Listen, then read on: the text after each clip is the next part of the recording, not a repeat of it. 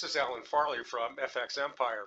Facebook topped out above 200 in the summer of 2018 and then collapsed after getting caught in a privacy scandal.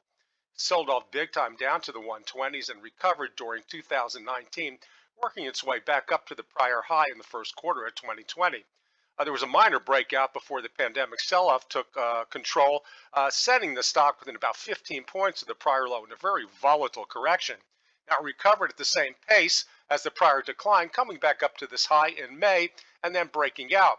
It spent a couple of months testing new support and then took off in a summer rally that mounted the 300 level at the end of August. Now the stock's been in corrective mode since that time. It came right back through the 50-day moving average and bounced after coming down about 70 points or so. Jumped back about the moving average and then came right back up to the 618 sell-off retracement and started to pull back once again. Now this is all in all still a test of the 50-day moving average, and it is a holding pattern ahead of the U.S. presidential election, which may have an impact on Facebook's future. Taking a look down at on-balance volume and accumulation, now accumulation broke out in advance of price, coming up to an all-time high.